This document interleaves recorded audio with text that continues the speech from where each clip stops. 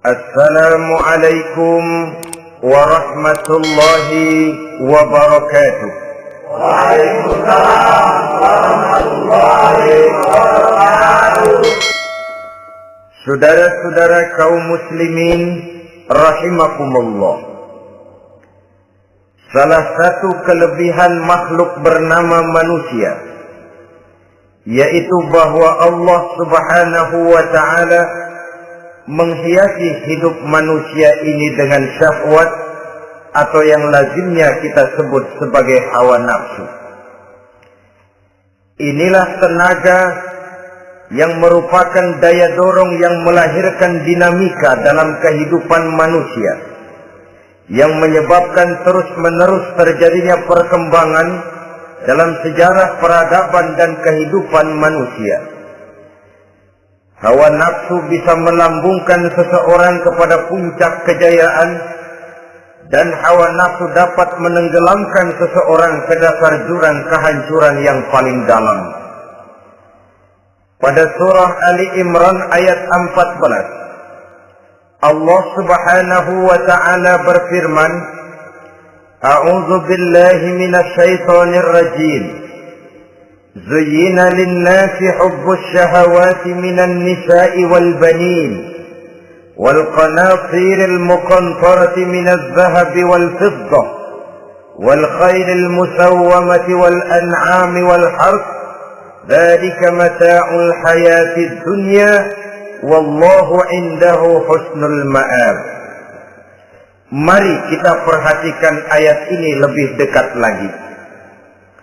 Allah Subhanahu wa ta'ala menjelaskan, Zuyyina linnasi hubbus syahawat.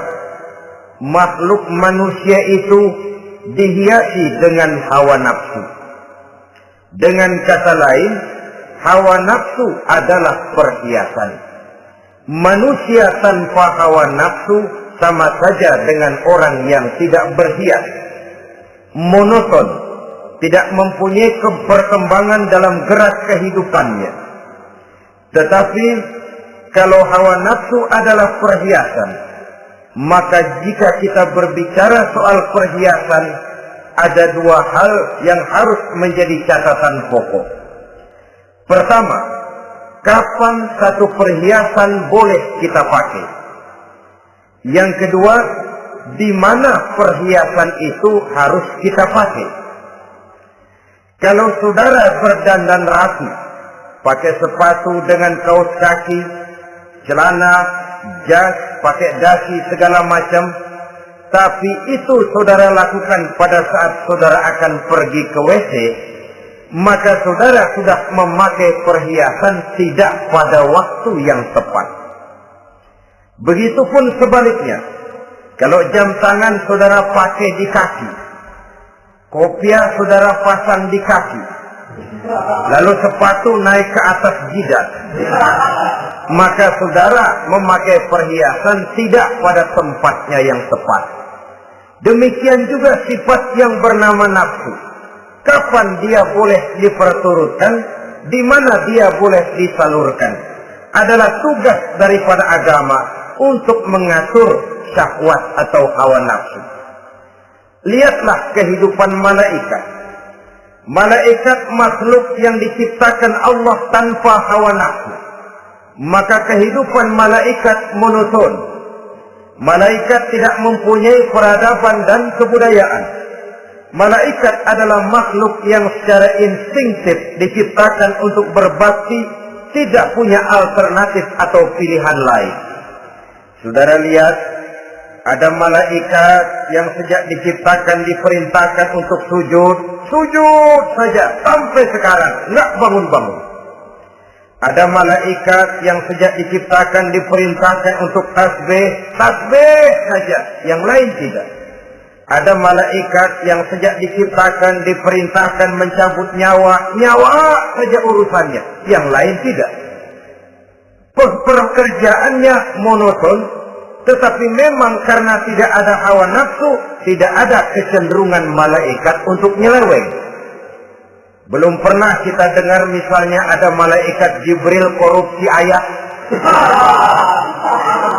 Ini kelihatannya ayat bagus ini, nggak usah disampaikan kepada bawahan Muhammad, dipakai sendiri saja. Tidak. Kita belum pernah dengar malaikat maut keliru mencabut nyawa orang yang belum waktunya modar. Belum pernah. Malaikat itu ibadun mukramun, la ya'sunallaha fima amarahum wa yaf'aluna ma yu'marun. Maka kehidupan malaikat adalah monoton. Dinamika tidak ada, peradaban dan kebudayaan juga tidak ada. Andai kata bumi dan seluruh isinya diserahkan kepada malaikat untuk mengisinya, barangkali saudara tidak akan pernah kenal jembatan Semanggi, saudara tidak akan pernah kenal Monas, gedung-gedung bertingkat, gedung-gedung pencakar langit. Semua yang menggerakkan itu adalah karena manusia mempunyai hawa nafsu. Nah, kemudian pada kalimat berikutnya Allah memberikan rincian.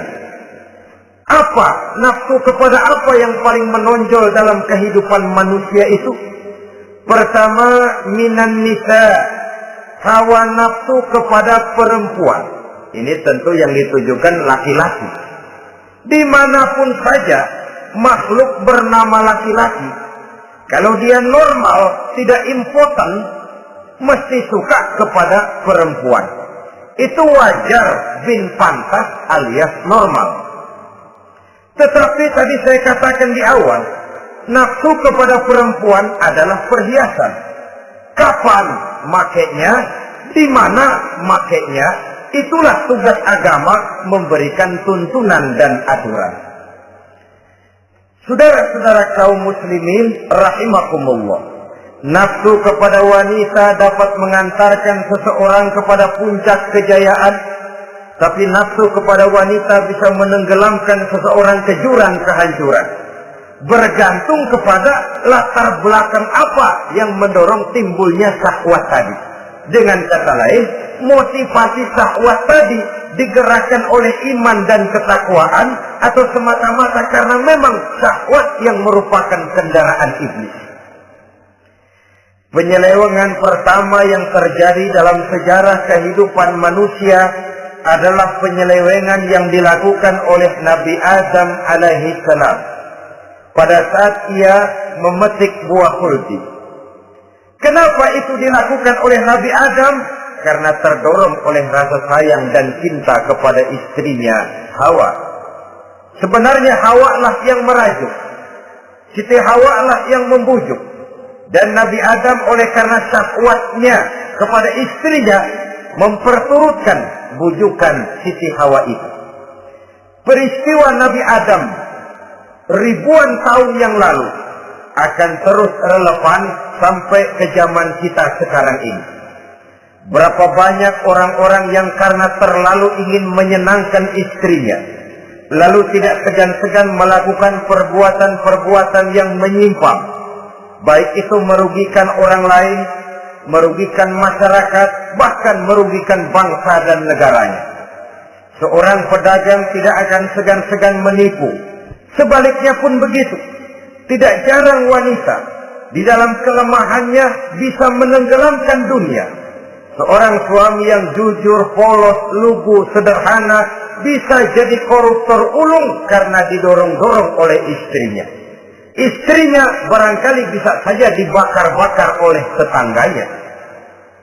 Suaminya jujur, sederhana, kepala bagian, tempatnya basah tapi melarat. Istri rupanya tidak sabar melihat gaya hidup yang makin konsumtif, persaingan yang makin tajam. Suaminya dikipas-kipasin. Kata istrinya, "Bang, tetangga sebelah kita lakinya pegawai kecil, Bang, tapi gelangnya kayak pelek beca. Abang ini kepala bagian tidak bisa membelikan saya macam itu, percuma lah."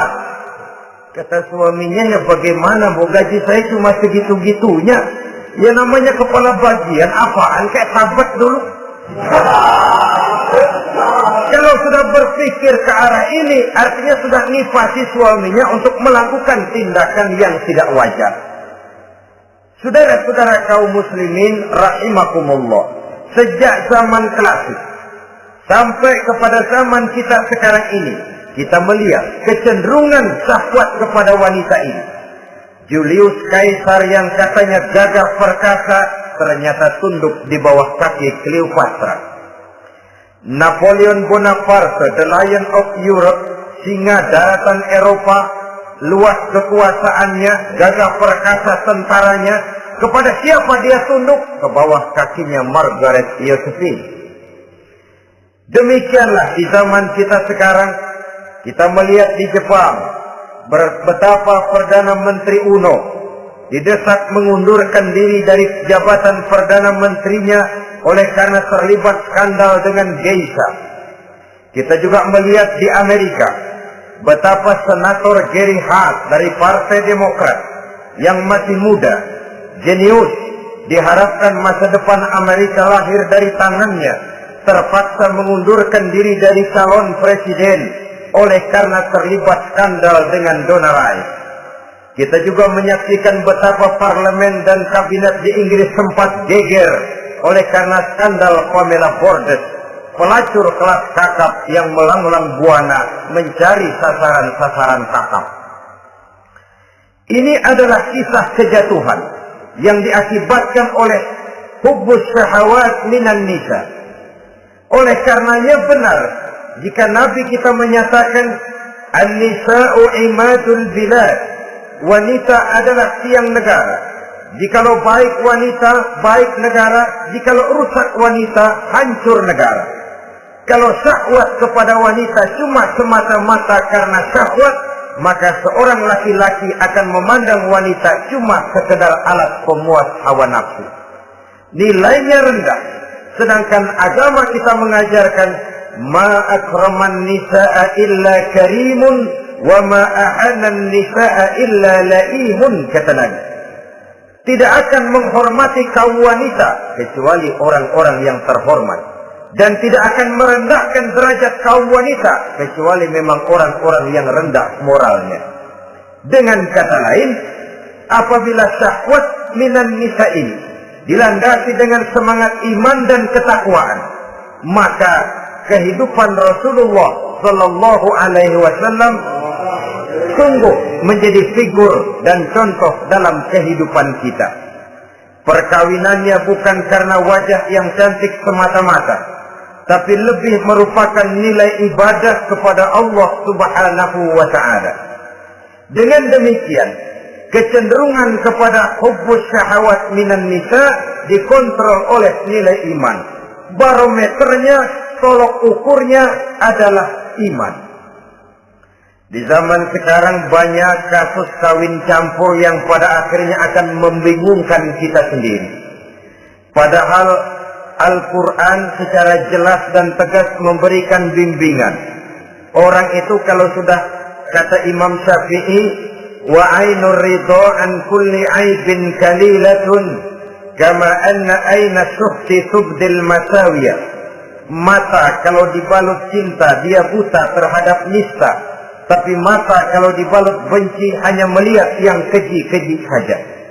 Biasanya cinta kepada wanita memang bisa menimbulkan dorongan yang positif, tapi juga bisa membuat seseorang buta sama sekali.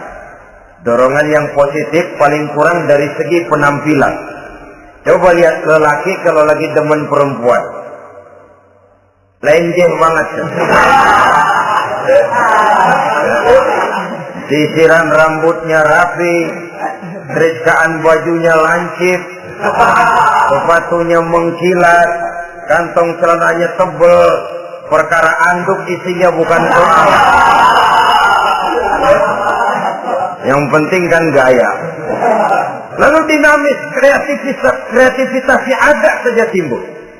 Tapi pada sisi lain, jika orang sudah kehilangan pertimbangan, juga kadang-kadang tidak segan-segan mengorbankan akidah, mengorbankan nilai-nilai iman. Padahal ini taruhan utama, sampai Quran dengan tegas memberikan peringatan. Wala ammatun mu'minatun khairun min musyrikatin walau a'jabatkum. Perempuan budak yang hitam legam, kalau beriman itu lebih baik untuk dinikahi daripada wanita cantik berkulit kuning langsat tapi musyrik. Lebih baik budak yang hitam legam beriman daripada wanita cantik berkulit kuning langsat berhati bangsat. Tapi kita kadang kehilangan pertimbangan. Karena agama, karena cinta agama digadaikan. Karena cinta akidah terjual. Karena cinta keyakinan jadi korban. Ini semua penyakit yang datang dari hubbus syahawat minan nisa. Kecenderungan mengumbar nafsu kepada perempuan. Ini memang perhiasan, tapi bisa juga jadi bumerang dalam kehidupan manusia. Berapa banyak penyelewengan terjadi karena pengaruh wanita yang tidak bisa jadi bisa. Ini pengaruh di dalam kehidupan memang sedemikian besarnya. Sehingga saudara-saudara kaum muslimin, inilah yang perlu dikendalikan dalam kehidupan, kapan dan di mana. Kalau nafsu adalah perhiasan, kapan dan di mana perhiasan itu harus kita pakai. Di mana dia harus kita tempatkan. Begitu juga yang menyangkut soal perempuan. Kapan? Ya kapan? Tentu kalau sudah nikah. Di mana? Yang jelas bukan di depan umum.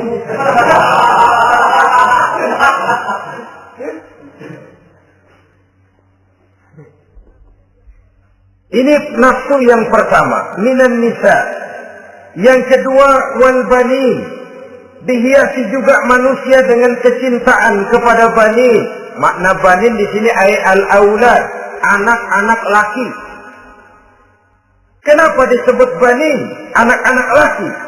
Karena pertama, sering anak laki itu lebih jadi kebanggaan buat orang tuanya ketimbang anak perempuan. Sebabnya apa? Pertama, faktor nasab. Silsilah lebih kuat kepada laki-laki ketimbang perempuan. Yang kedua, faktor cita-cita. Orang tua kalau punya anak laki-laki, cita-citanya panjang. Nak, kau nanti jadi dokter ya. Nak, jadi insinyur ya. Nak, jadi pilot ya. Nak, jadi pengusaha ya. Nak, jadi presiden ya. Tapi kalau dia punya anak perempuan, paling, ya nak, mudah-mudahan nanti kamu dapat jodoh orang baik, nak. Dapat jodoh orang soleh. Saudara-saudara, yang ketiga, anak perempuan itu kalau sudah berkeluarga, biasanya pindah kepada lingkungan keluarga lain. Sehingga orang berkata, punya anak perempuan banyak sebenarnya seperti agen. Artinya ada yang mau bawa, kan gitu. Ada yang minta, ambil. Ada yang berminat, buntel. Paling dia nengokin orang tuanya lebaran. Ya syukur kalau sebulan sekali atau seminggu sekali. Tapi minimnya kan lebaran. Dengan demikian dari garis nasab ini lebih kuat al-banin ketimbang al-banat. Manusia dihiasi dengan kecintaan kepada anak-anak. Sering karena terlalu cinta kepada anak, kita menjerumuskan anak. Terlalu sayang kepada anak, segala maunya kita perturutkan tanpa kendali dan kendala. Akhirnya sifat yang demikian itu malah mendorong anak untuk manja, tidak percaya kepada kemampuan yang dimilikinya, selalu mengandalkan kepada kebesaran, kemampuan daripada orang-orang yang dibanggakannya itu. Dan dalam kondisi demikian, kedewasaan dan tanggung jawabnya akan lambat berkembang. Maka Allah Subhanahu wa ta'ala memperingatkan bahwa harta dan anak bisa menjadi fitnah. Dalam ayat lain Allah juga memperingatkan, ya ayyuhalladzina amanu la tulhikum amwalukum wa auladukum an dzikrillah. Wahai orang-orang yang beriman, jangan sampai hartamu dan anak-anakmu memalingkan kamu daripada mengingat Allah. Jangan sampai kesibukanmu kepada anak dan harta benda menyebabkan kamu sampai lupa mengingat Allah Subhanahu wa ta'ala. Berapa banyak manusia yang tenggelam dengan melupakan Allah, jauh dari agama, jauh dari tuntunan syariat, oleh karena disibukkan oleh persoalan anak dan persoalan harta benda.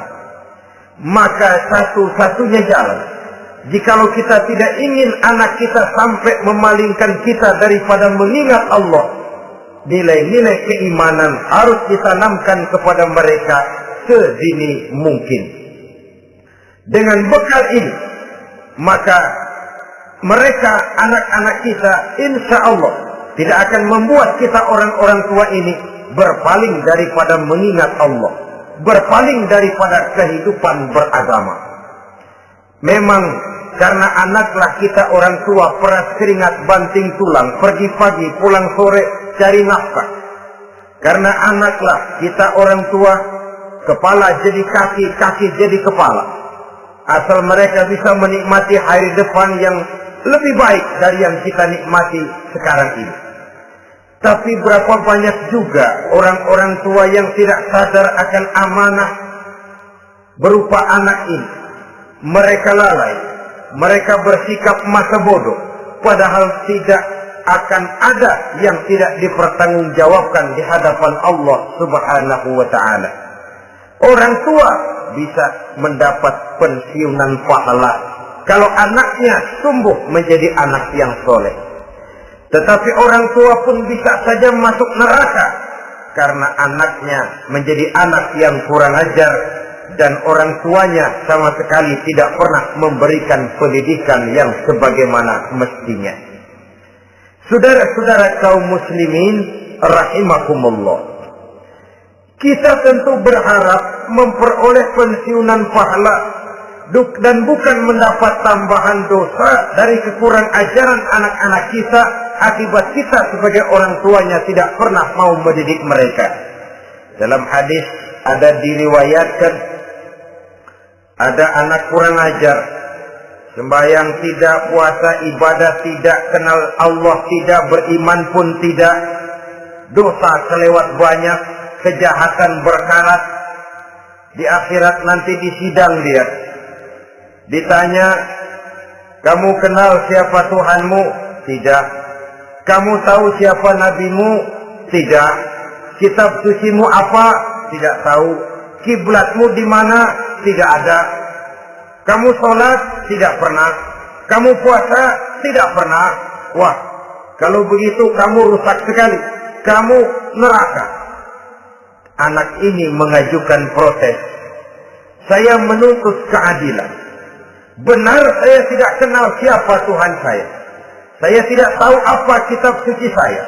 Saya tidak pernah mendirikan sholat. Tidak pernah melaksanakan puasa. Pendeknya tidak ibadah dan tidak iman. Tapi semua itu terjadi. Sebab-sebabnya tidak lain karena orang tua saya tidak pernah mendidik dan mengajarkan saya. Orang tua saya tidak pernah mengarahkan saya ke jalan itu. Sampailah saya seperti keadaan yang sekarang ini. Orang tua saya enak-enakan ngaji, saya teler diantepin aja. Orang tua saya memegang kitab, saya megang botol. Dia tahu, dia diam saja. Dia tahu dan dia tidak memberikan peringatan. Karena orang tua saya lah, maka saya jadi seperti sekarang ini. Kalau saya harus masuk ke dalam neraka, saya menuntut keadilan agar orang tua saya juga ikut bersama saya gabung ke dalam neraka. Orang tuanya yang baik-baik dipanggil, sudah mau berangkat ke surga nih orang tua, dipanggil, "Ntar dulu mas, ini dulu." Mau kemana, kencang banget? Surga pak, nanti dulu urusan belum beres. Ini benar anakmu ini. Dilihat anaknya, iya anak saya ini. Waktu di dunia nggak pernah diajarin ngaji, nggak pernah. Sampai dia nggak kenal Tuhannya, nggak kenal nabinya, nggak kenal kiblatnya, nggak kenal kitabnya. Iya. Dia sembahyang, kamu dia nggak sholat, kamu diamin aja. Iya kali. Kenapa pakai kali? Yang benar ngomong. Ramadan dia nggak puasa, kamu nggak tegur, kamu diam saja. Iya. Wah, kamu nggak tanggung jawab. Kamu tahu anak itu adalah amanah. Menyia-nyiakan amanah adalah khianat. Khianat adalah dosa besar. Jadi bagaimana saya? Ya kamu gabung sama anakmu, join ke neraka berdua bareng. Lantaran kamu tidak mau mendidik mereka, anak-anakmu, maka jadilah anak-anakmu seperti sekarang ini. Saudara-saudara kaum muslimin rahimakumullah. Sebaliknya, jikalau anak-anak kita yang kita cintai ini, yang merupakan buah hati belahan jantung, tumbuh dan berkembang menjadi anak-anak yang soleh, yang bermanfaat bagi masyarakatnya, bagi agama, bangsa dan negaranya, kita orang tuanya bolehlah tentram menerima pensiunan pahala. Menerima pensiunan pahala dari kesolehan anak yang ditinggalkannya. Alangkah nikmatnya mendapat pensiunan pahala. Terbaring kita di bawah pohon kemboja, nilai kebaikan kita dikenal orang, nama kita akan tetap hidup. Oleh karena kita meninggalkan anak-anak yang tumbuh menjadi generasi yang soleh, bukan anak yang salah. Oleh karenanya, kecintaan kepada anak jangan sampai membuat kita lalai dari mengarahkan mereka kepada kehidupan beragama. Di zaman sekarang ini, kecenderungan kita mengarahkan anak pun sudah kepada kecenderungan yang berbau materialistis. Maka yang ramai bagaimana anak bisa mengejar program MBA, Master of Business Administration, supaya keluar bisa jadi manajer. Bagaimana anak lalu kursus komputer, supaya keluar menjadi tenaga yang canggih di bidang komputer. Ya, kalau dia perempuan cantik, bagaimana dia bisa masuk Akademi Sekretaris and Management, supaya bisa jadi sekretaris. Atau bagaimana dia bisa masuk sekolah nyanyi, supaya nanti jadi penyanyi dengan tarik suara, uang lalu mengalir ke dalam kocek jutaan nilainya. Maka yang ramai pun hal-hal yang semacam itu. Dalam pada itu, pengajian, kursus-kursus keagamaan, study club yang membicarakan masalah-masalah agama, ramainya kadang-kadang kalau bulan Ramadan, dianggap training center. Ya lumayan, daripada tidak sama sekali mah lumayan. Tapi dengan demikian ini kan merupakan bagian terpokok dari kehidupan manusia. Alangkah idealnya jika dia mengantongi gelar MBA, Master of Business Administration, tapi punya nilai iman yang tangguh, ahli komputer, tapi punya keyakinan beragama yang mantap.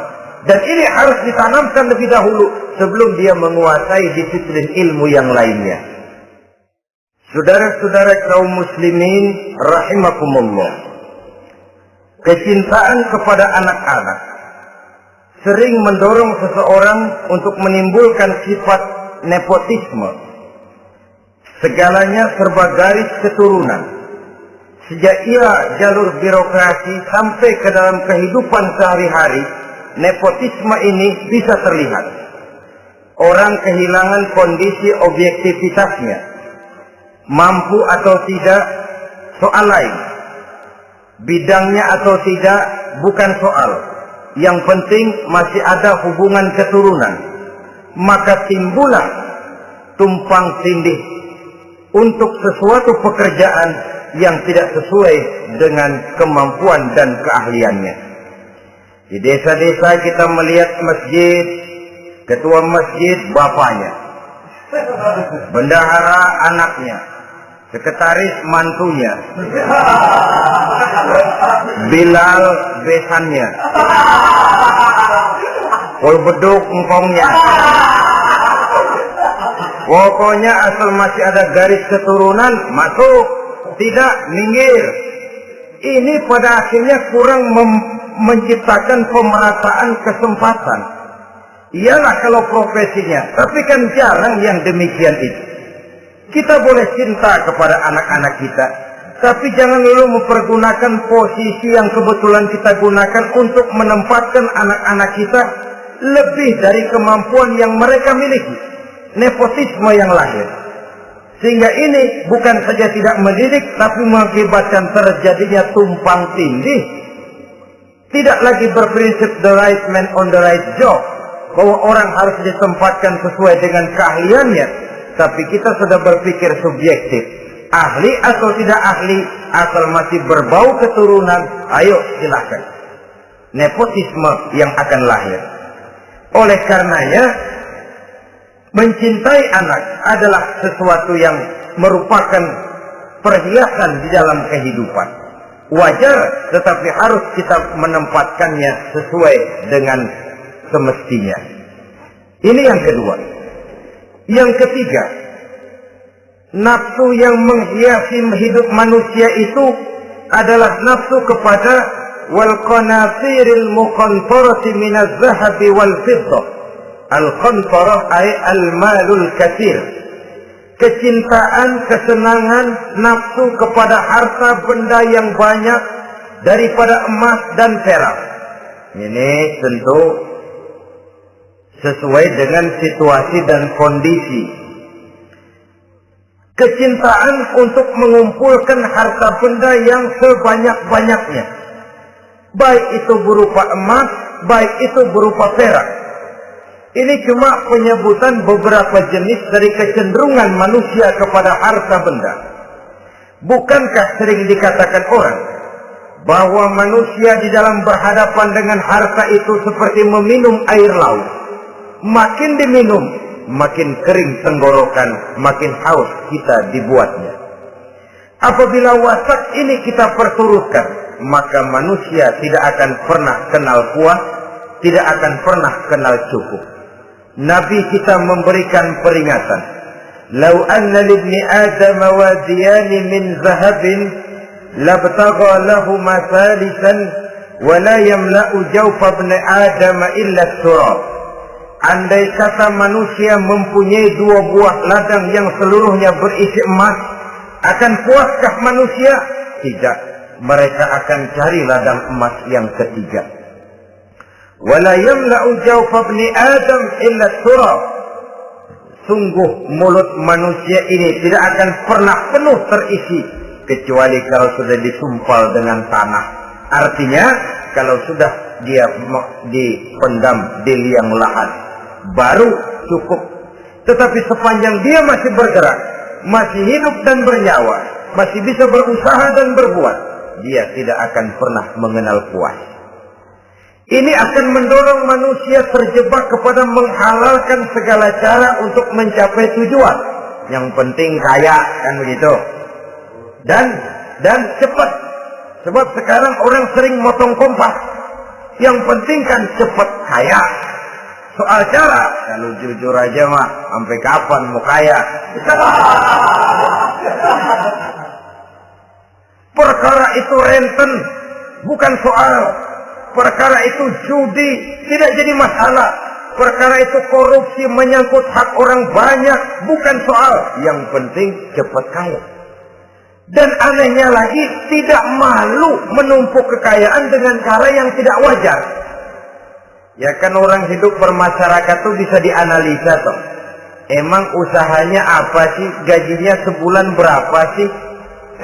Kok bisa gitu-gitu bener sih? Dari mana sih?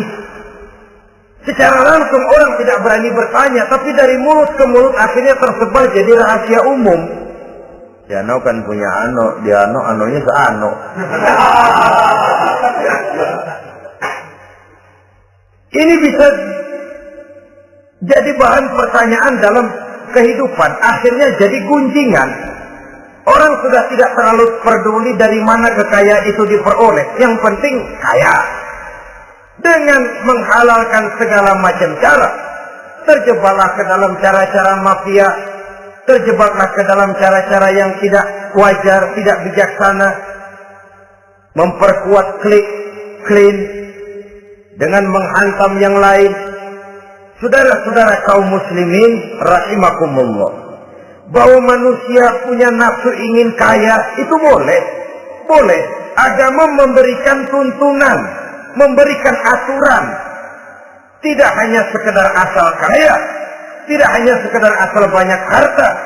Malahan hadis menyatakan, kalau saudara diberikan umur panjang, pertanyaan akhirat cuma satu kok. Umurmu kau habiskan di mana? Kalau saudara diberikan amanah berupa ilmu pengetahuan, pertanyaan akhirat juga cuma satu kok. Ilmumu kau amalkan untuk apa?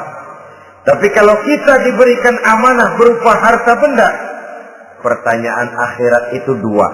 Min aina iktasabahu wa fima anfaqahu. Dari mana hartamu kau dapat, kemana hartamu kau belanjakan. Dari mananya ditanya, kemananya juga ditanya. Depan belakang ditanya. Dan kalau mempergunakan harta untuk kesenangan syahwat, orang berani bukan main.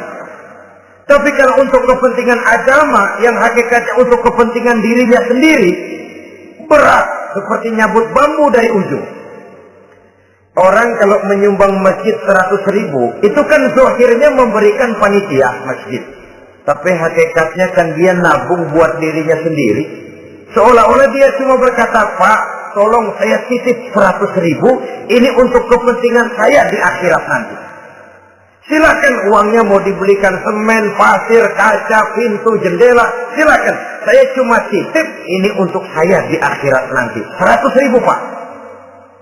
Zahirnya dia memberikan kepada panitia masjid, madrasah, pesantren, yatim piatu. Hakikatnya dia nabung buat dirinya sendiri di akhirat.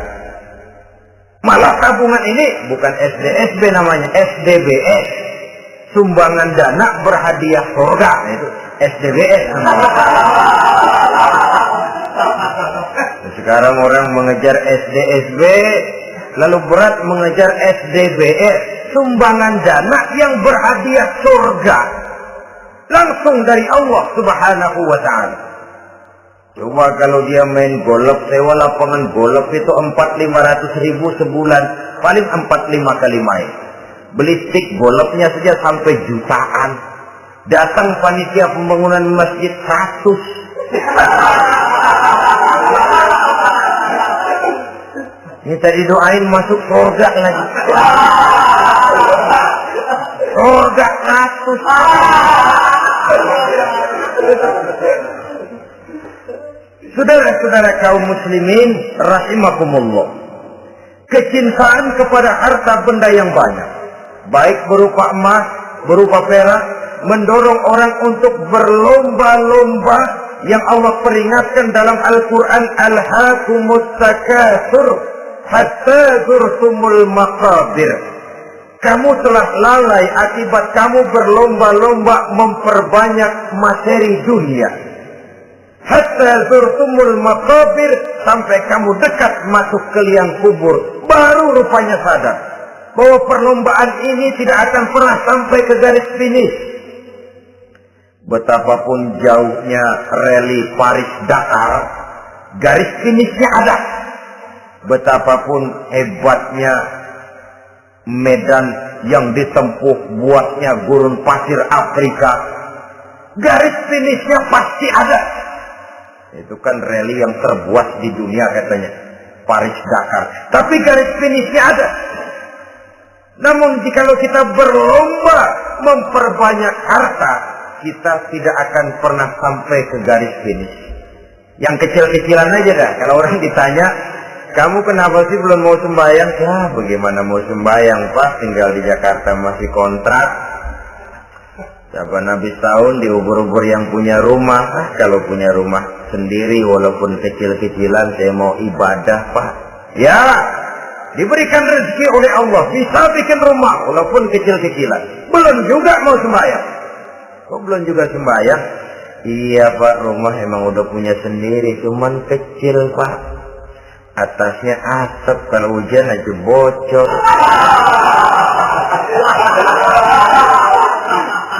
Kalau bisa bikin rumah yang permanen Pak, tenang, saya ibadah, sembahyang saya rajin. Iyalah, diberikan rezeki, bisa bikin rumah permanen. Bagus rumahnya. Lain lagi. Iya, rumah sudah permanen, tembok, ubin. Cuman isinya belum ada, Pak, perabotannya. Duh. Kalau punya peralatan rumah tangga yang memadai, tenang, saya ibadah. Diberikan juga rezeki, bisa beli perabotan rumah tangga yang lumayan. Di atas tekelnya sudah pakai karpet, mebelnya spaghetti, tempat tidurnya alga spring bed, dan lo-pilo, ada kulkas, ada TV, di sebelah TV ada kunci mobil. Kuncinya mobilnya.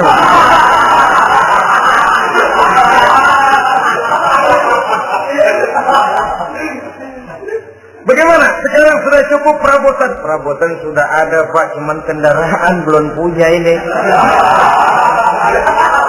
Kemana-mana masih ngukur jalanan aja.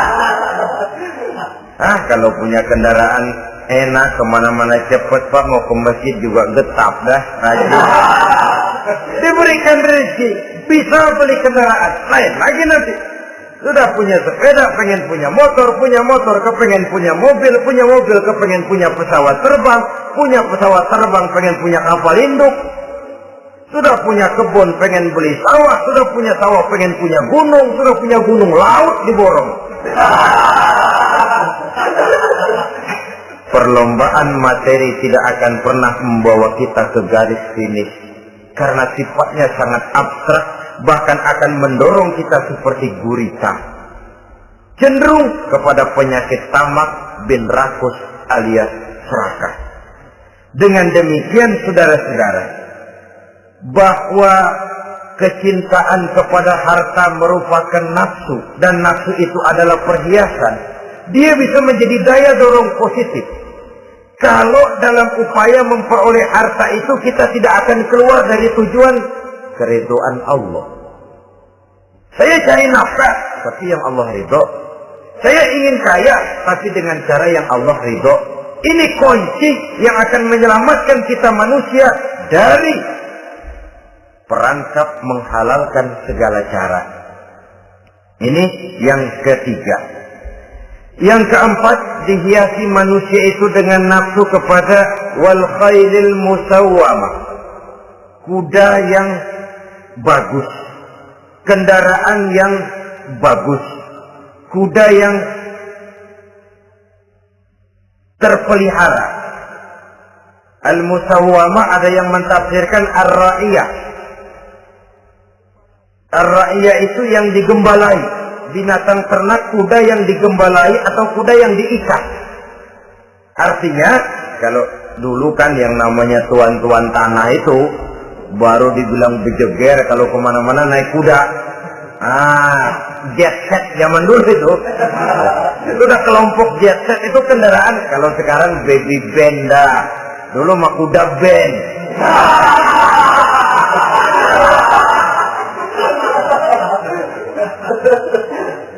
Manusia punya kecenderungan suka kepada kendaraan. Apalagi di zaman sekarang ini, wah, iklan-iklan itu kan sangat menggoda kita. Melayani segala macam bentuk penjualan. Ini lalu terangsang biar duit cekak. Kalau udah ngebaca itu, wah, berani banget dah. Tahu duit nggak mungkin cukup, tapi begitu baca melayani segala macam bentuk penjualan dengan fasilitas ringan. Jadi dah. Jadi juga punya mobil, jadi dah. Perkara utang itu bakal nyekek leher, bukan soal. Kasihan saudara-saudara kita di daerah-daerah yang terjebak kepada iklan-iklan merangsang yang akhirnya di luar kemampuan. Sehingga terjebak pada saat dia harus mengembalikan kredit, dia tidak mampu, barang disita, uang hangus, nyengir. Bekipak kemari tahlil. Habis arang besi binasa. Bahwa kita menginginkan kendaraan yang serba baik, silakan. Tiap akhir tahun ganti merek, keluar yang baru, ganti lagi. Itu kalau orang yang mampu. Buat kita yang tidak mampu, kenapa tidak bersyukur melihat yang lebih rendah di bawah kita? Alhamdulillah kita punya mobil, tangga kita cuma punya motor. Yang punya motor, syukur kita punya motor bisa rada cepetan. Tangga sebelah punya sepeda, mana-mana kekejek mulu. Yang punya sepeda, alhamdulillah punya sepeda. Tangga sebelah kemana-mana jalan kaki. Yang jalan kaki, syukur masih bisa jalan. Teman sebelah lumpuh bertahun-tahun. Yang lumpuh, alhamdulillah masih hidup. Tangga sebelah kemarin out nggak balik lagi. Saudara-saudara, saya pikir menengok ke atas itu perlu supaya ada rangsangan kita untuk maju. Tapi menengok ke bawah pun juga lebih perlu agar kita mensyukuri yang ada dan tidak suudzon, tidak buruk sangka kepada Allah. Apa yang diberikan Allah kepada kita sekarang ini, itulah yang terbaik menurut Allah untuk kita. Saudara-saudara kaum muslimin rahimakumullah. Dahulu ada seorang pemuda, matanya buta. Dia mengeluh, ya Allah, kenapa saya dilahirkan dalam keadaan buta? Apa dosa saya? Apa salah saya? Andai kata saya tidak buta, saya melihat keindahan alam ini, saya lebih akan bersyukur kepadamu ya Allah.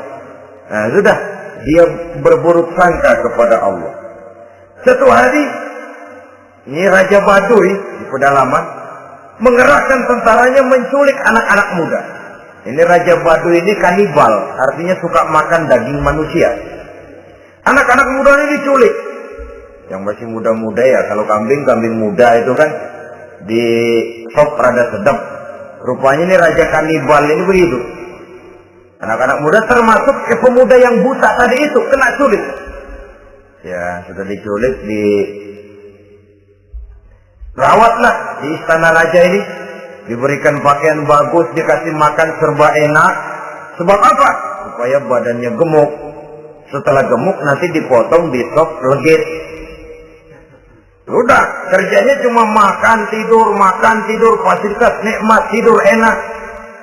Ya, udah giliran dapat 1 bulan 2 bulan kemudian, ketika mau diambil anak-anak muda ini, raja sendiri yang milih mana yang disop duluan nih. Sampai giliran anak muda yang buta ini, raja geleng kepala. Yang begini mau buta, dagingnya nggak enak. Ini satu lepas saja, lepas. Saya mau makan daging orang buta, lepas saja. Pulang ini anak muda, batinnya bersyukur, sujud syukur, ya Allah, katanya, untung saya buta. Coba kalau saya nggak buta udah habis saya di stop. 2 bulan yang lalu dia mengeluh, ya Allah, kenapa saya dilahirkan dalam keadaan buta? Sekarang dalam pulang ke rumah, perjalanan menuju ke rumah, dia berkata, alhamdulillah, andai kata saya tidak buta, habis badan saya di stop oleh raja yang kanibal tadi. Saudara-saudara kaum muslimin rahimakumullah. Jadi dengan demikian pola hidup yang konsumtif sesungguhnya sangat tidak mendidik apabila dilatar belakangi oleh kemampuan yang tidak menunjang. Dengan demikian setidaknya mendidik orang untuk berkhayal. Anak-anak muda sama merek mobil ngerti banget dah, punya kagak? Ini BMW model terakhir nih. Nih kemarin gue ngeliat di sana, gue megang lah.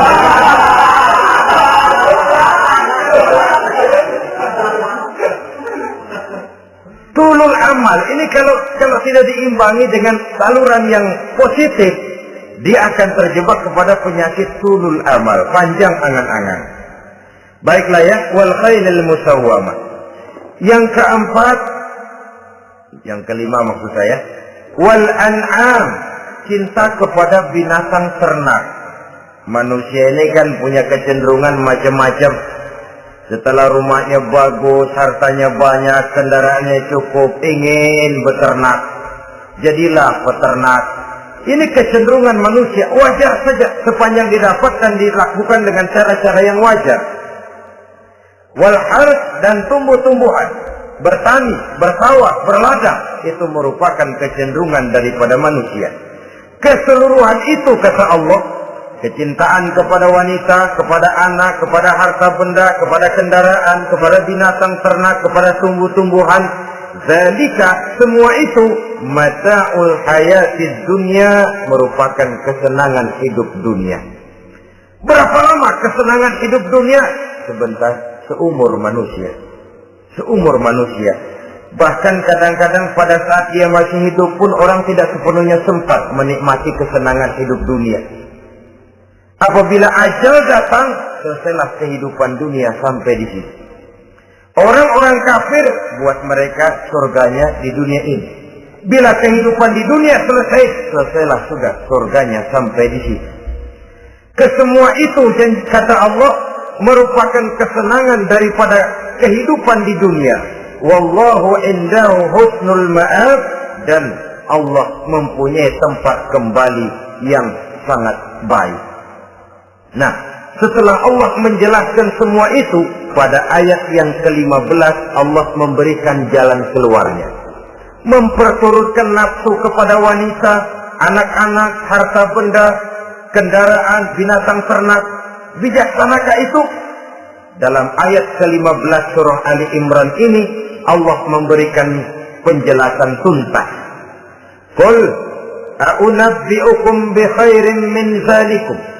Katakan kepada mereka Muhammad, maukah kamu aku beri kabar yang lebih baik dari semua itu? Lebih baik daripada kesenanganmu kepada wanita, kepada anak-anak, kepada harta benda, kepada kendaraan dan sebagainya. Mau kamu aku beritahu yang lebih baik daripada semua itu?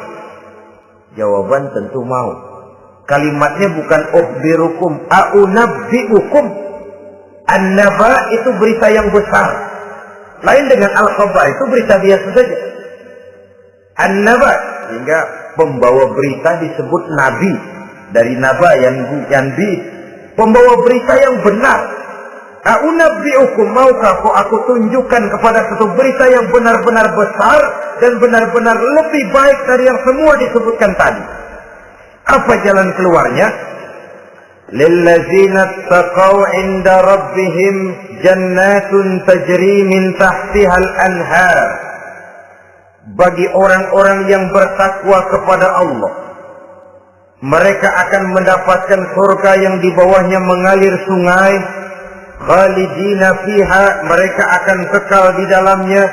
Wa azwajun mutahharah, dan mereka mendapat istri-istri yang suci. Waridwanum minallah, dan keridhaan daripada Allah subhanahu wa ta'ala. Kalau kamu hai orang-orang yang beriman, kalau kamu hai manusia menyangka bahwa nafsu kepada wanita, anak-anak, mengumpulkan harta benda, kendaraan yang menarik, binatang ternak dan tumbuh-tumbuhan itulah yang lebih baik untuk kesenangan dunia, memang itu kesenangan dunia. Tapi nih, seolah-olah kata Allah, nih, saya kasih tahu kamu, aku beritahu yang lebih baik dari semua itu.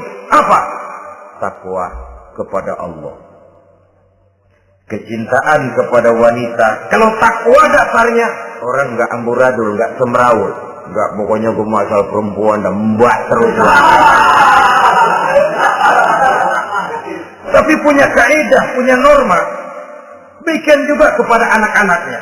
Demikian juga kepada harta benda.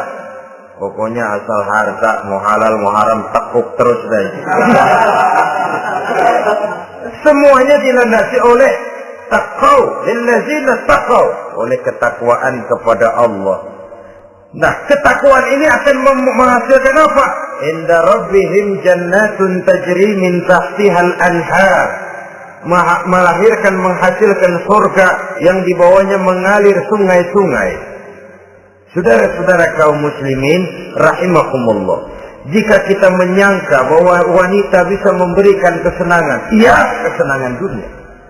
Jika kita menyangka bahwa harta benda bisa memberikan kesenangan, iya, kesenangan dunia. Jika kita menyangka bahwa kendaraan bisa memberikan kesenangan, iya, kesenangan dunia. Tapi kita tidak cuma ingin itu, kita ingin itu semua juga bisa membawa kesenangan akhirat. Caranya landasi dengan takwa. Kesenangan kepada wanita didasari dengan takwa. Maka jangan jadikan wanita cuma sekedar alat pemuas hawa nafsu. Kesenangan kepada anak-anak dilandasi dengan takwa. Maka anak-anak diarahkan kepada jalan yang diridhoi Allah. Kesenangan kepada kendaraan dilandasi dengan takwa, maka kendaraannya selalu mengarah berjalan menuju jalan takwa, diridhoi oleh Allah Subhanahu wa taala. Kalau tidak, tuh mobil selempengan Ancol gancang banget ya. Tapi giliran dihadapin ke masjid, mogok belum. Urusan ngaji ada aja halangannya tuh kendaraan. Tapi kalau untuk urusan maksiat ngebut benar-benar. Dilandasi dengan ketakwaan. Sehingga dengan demikian tidak hanya sekedar surga di dunia ini, tapi lebih-lebih di surga di akhirat nanti. Khalidina fiha, kekal. Kalau dunia ini kan zillun zail, bayangan. Hari ini kita jaya, besok kita bangkrut. Siapa yang mau menghalangi? Hari ini kita melambung, besok kita nyungsep. Siapa yang bisa menarik? Tidak kekal, berubah, temporer, relatif. Di sana, kebahagiaan yang dilandasi dengan takwa ini sudah surga, kekal di dalamnya, azwajun mutahharah. Dapat istri-istri yang suci. Suci dalam arti belum pernah dijamah orang lain. Suci dalam arti tidak pernah terkena halangan. Seperti men misalnya. Baik menstruasi atau mencret, itu tidak. Azwajun mutahharah. Konon makna mutahharah ini ya artinya juga bisa selalu gadis, bidadari. Selalu perawan. Tidak pernah janda. Walaupun tiap hari dipakai. Perawan terus. Dan yang lebih penting, waridwanum minallah, mendapat ridho dari Allah Subhanahu wa taala. Jadi hawa nafsu dengan motivasi takwa, itulah sesungguhnya yang dikehendaki oleh Ali Imran ayat 14 dan 15. Dengan demikian, manusia dengan ketakwaannya mengendalikan hawa nafsu dan bukan malah dikendalikan oleh hawa nafsunya. Sehingga dengan demikian seluruh fasilitas yang dimilikinya, baik itu berupa istri, anak, kendaraan, binatang ternak, harta benda, tanam-tanaman, seluruhnya semakin meningkatkan ketakwaannya kepada Allah Subhanahu wa taala. Mudah-mudahan kita bisa mencapai tingkat ini di mana kita hidup mampu dan sanggup mengendalikan nafsu, bukan malah dikendalikan oleh hawa nafsu. Terima kasih dan mohon maaf. Wassalamualaikum warahmatullahi wabarakatuh.